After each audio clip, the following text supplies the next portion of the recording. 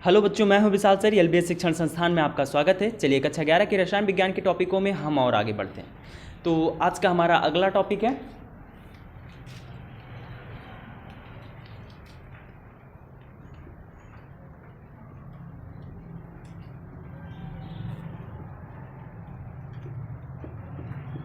Molar द्रव्यमान। ठीक, आप ये वर्ड सुन करके बिल्कुल भी आप परेशान मत होइए कि मोलर द्रव्यमान क्या होता है। इस चीज़ से आप बहुत अच्छी तरीके से वाकिफ़ हैं, हालांकि यहाँ नाम दूसरा है। देखिए, मोलर द्रव्यमान का अगर हम दूसरा नाम रखें तो ये दूसरा नाम इसका अणुभार है। ठीक, लेकिन इस चैप्टर में हम इन्हें अणुभार ना कह करके मोलर द्रव्यमान कहेंगे, क्योंकि ये चैप्टर मूल संकल्पना पर है और मोलों की संख्याओं पर, मोलों की मात्राओं पर आधारित सारे नामों को हम उसी के अकॉर्डिंग पढ़ते हैं। ठीक, तो ये अणुभार ना कह करके क्या कहलाएगा? मोलर द्रव्यमान। चलिए परिभाषा देखते हैं। मोलर द्रव्यमान की परिभाषा क्या होती है? देखिए, किसी पदार्थ के एक मोल का द्रव्यमान, किसी पदार्थ के एक मोल का द्रव्यमान मोलर द्रव्यमान कहलाता है। कोई पदार्थ हो, उस पदार्थ की मात्रा एक मोल है, उस पदार्थ की मात्रा कितनी हो? एक मोल हो। तो इस परिस्थिति में एक मोल का जो द्रव्यमान होगा, और एक मोल किसके बराबर होता है? मैंने बताया था आपको 6.23 इंटू 10⁻23 कण। इतने कण का जो द्रव्यमान होगा, उसी द्रव्यमान को हम लोग मोलर द्रव्यमान कहते हैं। बात समझ में आई? यानी किसी पदार्थ के एक मोल का जो द्रव्यमान होता है, इसी द्रव्यमान को हम लोग क्या कहते हैं? मोलर द्रव्यमान कहते हैं। बात समझ में आई आपको? ठीक, अब मोलर द्रव्यमान के बाद हमारा अगला जो टॉपिक है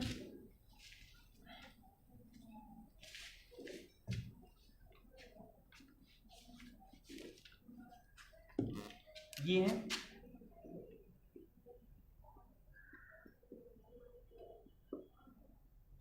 विलयनों की सांद्रता, कंसंट्रेशन ऑफ सॉल्यूशन। विलयन क्या है, सबसे पहले हम इसे जानते हैं, फिर आगे बढ़ते हैं। देखिए, बात करें अगर हम विलयन के विषय में, सॉल्यूशन को लेकर, तो देखिए, दो या दो से अधिक पदार्थों का समांगी मिश्रण विलयन कहलाता है। दो या दो से अधिक पदार्थों का समांगी मिश्रण क्या कहलाता है? विलयन कहलाता है। बात समझ में आई? बात को समझेंगे, समांगी मिश्रण का मतलब क्या है। अभी आप खाली यहाँ पे अगर ये समझिए कि कोई दो या दो से अधिक पदार्थ ले लें, उनको मिला दें, तो मिलाने पर वो हमारा अगर मिश्रण बन जा रहा है तो उसे हम विलयन कहेंगे, तो ऐसा बिल्कुल नहीं। आप ध्यान देंगे कि विलयन हम केवल उन्हीं मिश्रणों को कहेंगे जो मिश्रण समांगी होंगे। बस समझ में आई? दो या दो से अधिक पदार्थों के जितने भी मिश्रण समांगी होंगे, उन्हीं समांगी मिश्रणों को हम लोग क्या कहेंगे? विलयन कहेंगे। अब समांगी होने का मतलब क्या है, जरा इस पर गौर करते हैं। एज एग्जाम्पल समझते हैं। आपने चीनी ले लिया, पानी ले लिया, नमक ले लिया, आप तीनों को घोल दीजिए। घोलेंगे तो देखो, दो या दो से अधिक पदार्थ हो गए, पदार्थों का एक मिश्रण बन गया। अब आप जरा एक बात बताइए कि जब ये मिश्रण बनेगा तो क्या चीनी के कण को आप किसी भी विधि से अलग कर पाएंगे? नमक के कण को किसी भी विधि से आप अलग कर पाएंगे?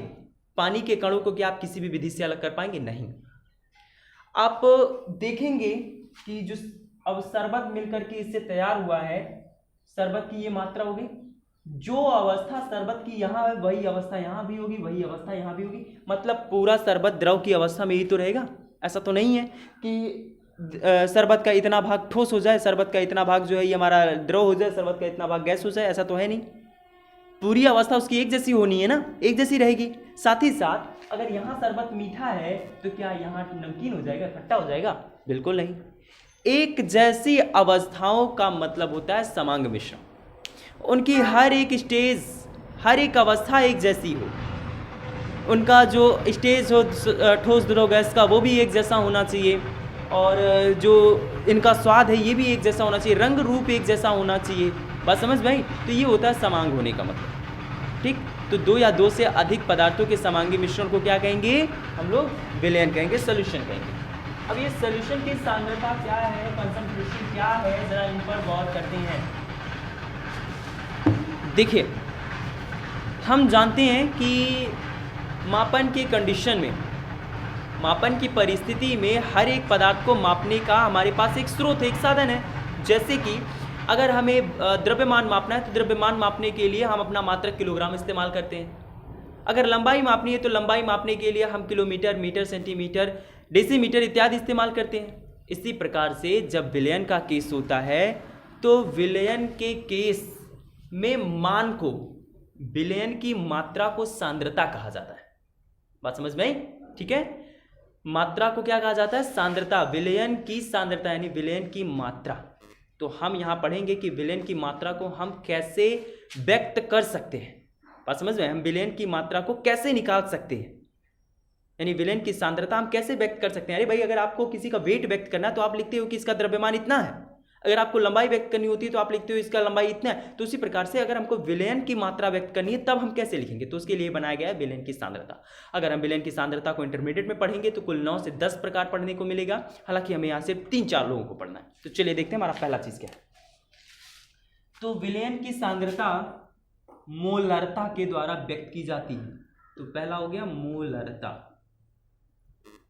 ठीक, पहला हो गया मोलरता। मोलरता जो होता है विलयन की सांद्रता व्यक्त करने की एक विधि है।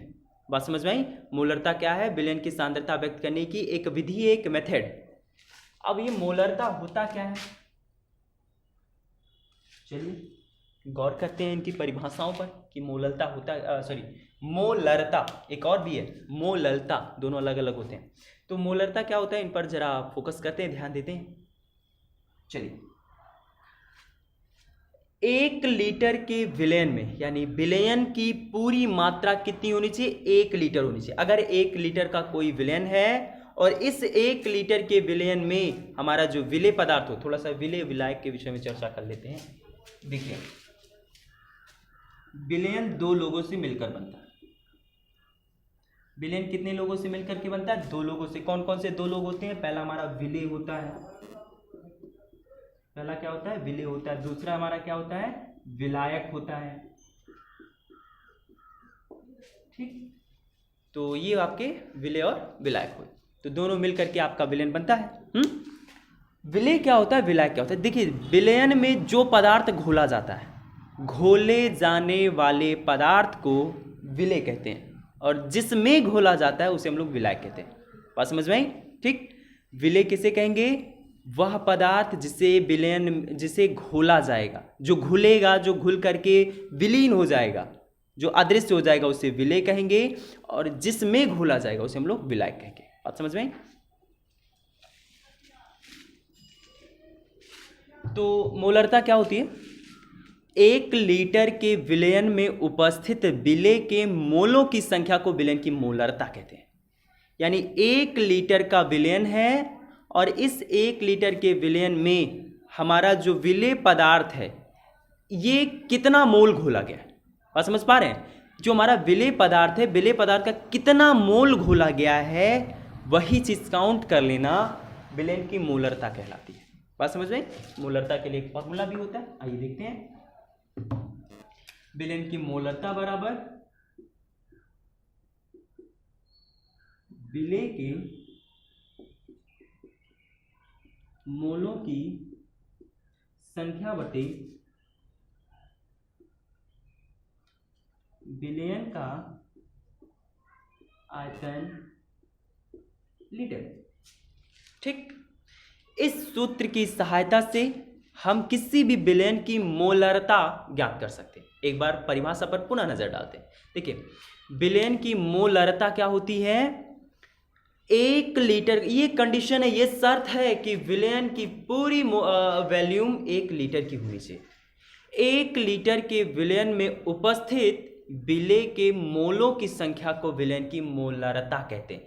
यानी 1 लीटर का अगर कोई विलयन है तो इस विलयन में विलेय पदार्थ जो घोला गया है ये कितना मोल उपस्थित है, यही चीज काउंट कर लेना विलेन की मोलरता है। और विलेन की मोलरता बराबर विलेय की मोलों की संख्या बटे विलेन का आयतन लीटर में।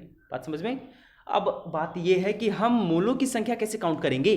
मोलों की संख्या भी तो निकालनी पड़ेगी, क्योंकि जरूरी नहीं कि प्रश्न में अगर आपको मोलरता निकालने के लिए कह रहा है तो मोलों की संख्या दिया ही रहे, वो भी तो हमको निकालना पड़ सकता है।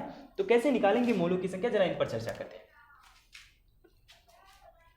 देखिए एक फॉर्मूला होता है, विलेय हो विलायक हो किसी के भी मोलों की संख्या निकालनी है, आप इसी सूत्र से निकालेंगे। हम हालांकि यहाँ विलेय के विषय में बात करें तो फॉर्मूले में विलेय बता दे रहा है, विलेय के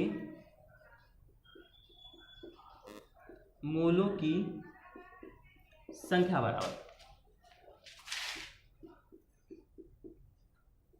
विलेय की मात्रा ग्राम में बटे विलेय का अणुभार।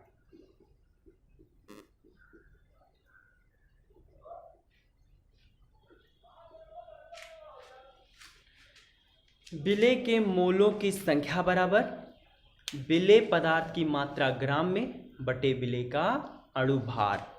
इस सूत्र की सहायता से, अच्छा अब आप ध्यान दें कि अणुभार या इसी को हम लोग मोलर द्रव्यमान भी कहेंगे। क्या कहेंगे? मोलर द्रव्यमान। बात समझ में आ रही है? ठीक। तो अब चलिए इन पर हम बेस्ड कुछ न्यूमेरिकल देखते हैं, इन पर उपस्थित इन पर आधारित कुछ अंकित प्रश्न देखते हैं।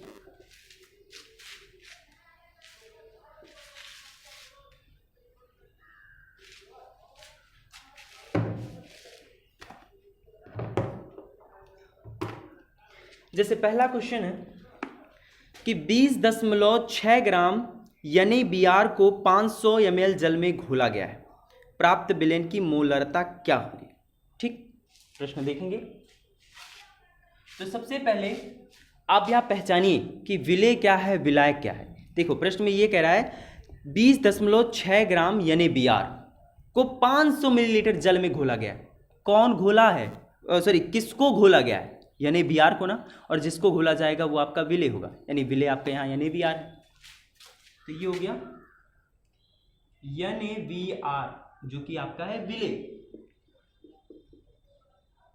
विलेय यानी Br की मात्रा, इसकी मात्रा हमको दी गई है 20.6 ग्राम। ठीक, और कह रहा है 500 मिलीलीटर जल में घोला गया है। अब एक बात तो यहाँ ध्यान देंगे, ध्यान देने वाली बात यह है कि जब भी मोलरता का केस हो और मोलरता के केस में विलयन का आयतन ना दिया हो तो जो विलायक होता है, जल यहाँ विलायक है, विलायक के आयतन को ही हम लोग विलयन का आयतन मान लेते हैं। हालांकि ये चीज़ गलत है, ये चीज़ जो एनसीईआरटी में प्रिंट हो गया है ये गलत प्रिंट हुआ है। एक्चुअली यहाँ पे हमारा विलयन का ही आयतन होना चाहिए। बात समझ में आई? ठीक, तो यहाँ आप जरा देखेंगे हमारे विलयन का आयतन दिया गया है, विलयन का आयतन कितना दिया गया है, 500 ml दिया गया। अब बात यह है कि जो हमने फॉर्मूला पढ़ा है, पहले उस फॉर्मूले पे आ जाओ। हमको मोलरता ज्ञात करनी है, विलयन की मोलरता ज्ञात करनी है। अब मोलरता निकालनी है तो सबसे पहले मोलरता की आप फॉर्मूले पर आ जाओ। मोलरता का फॉर्मूला क्या होता है, मोलरता बराबर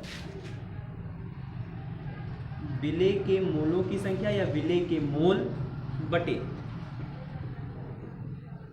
विलयन का आयतन लीटर। यहां जरा आप देखो कि विलयन का जो आयतन है ये किस में है, लीटर में है, जबकि यहां हमें मिलीलीटर में ज्ञात है। तो आपका पहला काम, पहला कर्तव्य ml को लीटर में कन्वर्ट करना है। कैसे करेंगे आइए देखिए। हमेशा दिमाग में आप इस बात को बनाए रखेंगे कि ml को मिलीलीटर में कन्वर्ट करने के लिए हम 10⁻³ से मल्टीप्लाई करते हैं। तो ये हो गया 500 गुणे 10⁻³ अब ml किस में कन्वर्ट हो गया, लीटर में। बात समझ में आई? ठीक, और अब जरा देखो 5 गुणे इस पूरे को सॉल्व करेंगे जब आप, तो ये 0.5 लीटर बनेगा। ठीक, सॉल्व कर लेंगे आप लोग, बहुत छोटी चीज़ है। तो जब आप इसे सॉल्व करेंगे तो ये कितना बन गया 0.5 लीटर। अब हमको मोलरता निकालनी है, विलेन का आयतन जो था लीटर में, इसका काम तो हो गया, बचा कौन, मोल, मोलों की संख्या।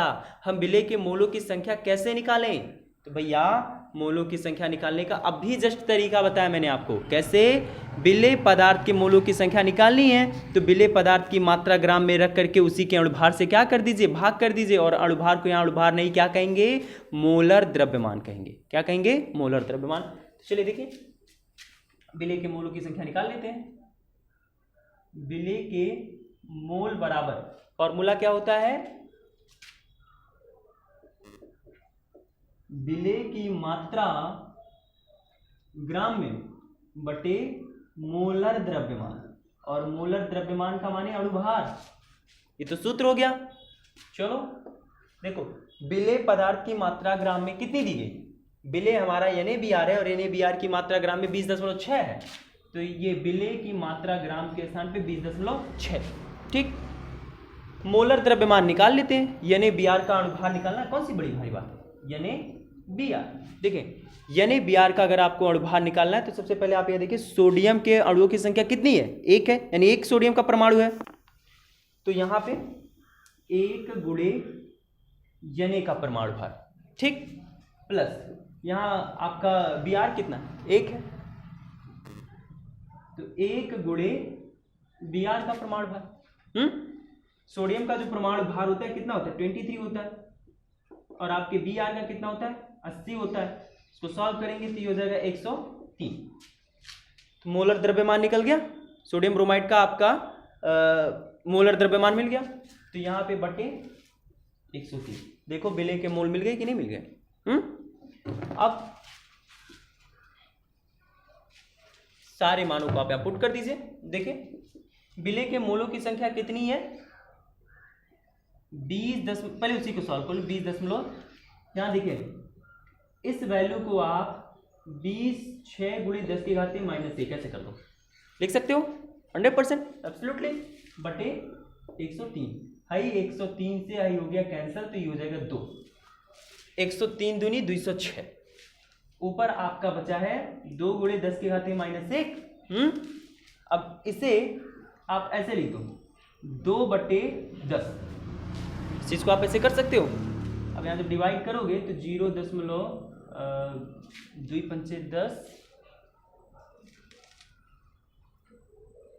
0.2 आएगा। 0.2 आएगा। तो ये हो गया आपका विलेय के मोल की संख्या। तो विलेय के मोलों की संख्या कितनी हो गई, 0.2 हो गई। विलयन का आयतन लीटर में कितना है, यहाँ जरा देखो 0.5। समान अंकों पर दशमलव हट जाएगा, ये हो गया 2/5, और 2/5 का मतलब 0.4। ठीक, आप इसका मात्रक लिखना चाहें तो मात्रक आप इसे लिखेंगे मोलर या मोल प्रति लीटर। तो ये हो गया आपका आंकिक प्रश्न। तो इस पर आधारित शेष जो अन्य आंकिक प्रश्न है आप इन्हें लगाने का प्रयास करेंगे, जो नहीं आएगा आप हमसे पूछेंगे। ठीक है, तो आज के लिए बस इतना ही, शेष कल पढ़ते हैं।